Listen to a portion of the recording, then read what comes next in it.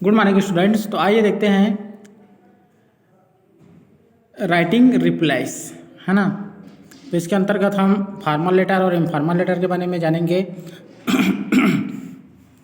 कि formal letter क्या होते हैं और इनफॉर्मल लेटर क्या होते हैं। तो ये जो है आपको 11वीं और 12वीं दोनों में काम आ सकते हैं। तो आइए देखते हैं फॉर्मल लेटर और इनफॉर्मल लेटर के बारे में। It involve a certain style and elegance, whether it is formal or an informal reply.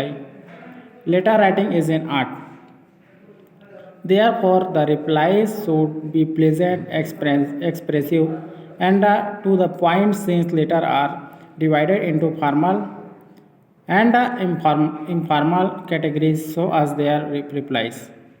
अब हम जान लेते हैं फॉर्मल लेटर और इनफॉर्मल लेटर को हम किन किन परिस्थितियों में लिखेंगे। तो फॉर्मल लेटर जो है, formal replies should have a formal tone and should be crisp, brief and to the point. Hence the replies to the business, commercial, firm, educational institution and public official are kept short and are treated with certain terseness that there is no place for unnecessary detail. तो student यहाँ पर जो formal replies है उसको हम जो official work है उसके अंतर्गत हम लिख सकते हैं, है ना। और इनफॉर्मल लेटर में क्या दिया गया है कि फॉर्मल रिप्लाइज में इनफॉर्मल रिप्लाइज है the scope of details expressive of personal feeling with a friendly approach to the sender, the tone and the treatment of such replies and relaxed. तो जो इनफॉर्मल लेटर है उसको हम अपने दोस्तों, अपने रिश्तेदारों के लिए लिखते हैं। तो आइए देखते हैं इसका एक एग्जाम्पल।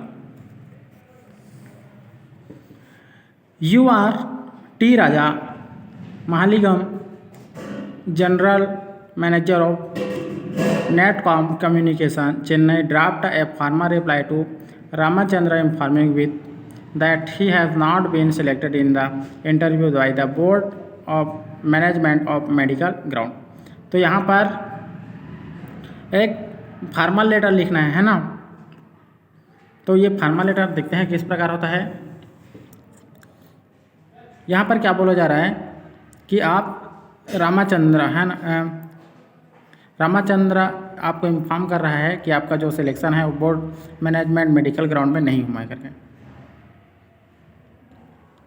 तो क्या दिया गया है, नेटकॉम कम्युनिकेशन, चेन्नई, तमिलनाडु। यहाँ पर पता लिखना है ऊपर में। उसके बाद किसको लिख रहे हैं, वो जनरल मैनेजर नेटकॉम कम्युनिकेशन को। तो यहाँ पर किस प्रकार लिखा गया है, dear sir, I deeply regret to inform you that board of selection committee has rejected you to be appointed as the branch manager on recommendation from the medical board. As per the report you have been found unfit to join the said post. Inconvenience in regarded, यहाँ पर लिखने वाले का नाम your sincerely T Raja महालिगम, है ना। तो इस प्रकार हम जो फॉर्मल लेटर है उसको लिख सकते हैं। तो ये क्या है, ऑफिशियल वर्क के लिए लिखा जाता है। आगे हम देखेंगे कि फॉर्मल लेटर किस प्रकार लिखेंगे।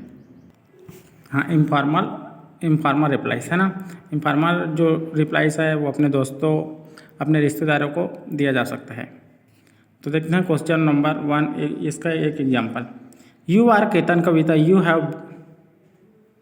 You have received an invitation from your friend to attend his birthday party, reply suitably to the invitation. यहाँ पर क्या बोला जा रहा है कि आप केतन या कविता हो, है ना।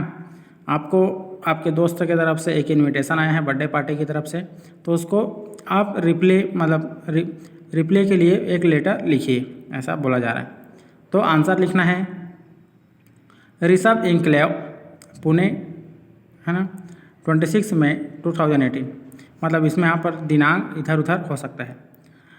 तो लिखना है dear Ranjana, I am elated to receive your invitation. तो यहाँ पर जो रंजना ने संदेश भेजा है ना, केतन या कविता को, तो ये invitation to attend your birthday party on 10 June. I am very excited to meet you and all other friends at the party. I know it is going to be great evening for all. See you at the party. Your friend कविता। तो student आपने देखा कि जो informal reply है अपने दोस्तों अपने रिश्तेदारों को के लिए दिया जाता है, और जो फॉर्मल रिप्लाईस होता है वे ऑफिशियल वर्क के लिए हम लिख सकते हैं। तो आपको ये 11वीं और 12वीं दोनों में काम आ सकता है। तो इसी के साथ मैं आगे इन्विटेशन फॉर्मल और इनफॉर्मल का पढ़ाऊँगा। Thank you very much.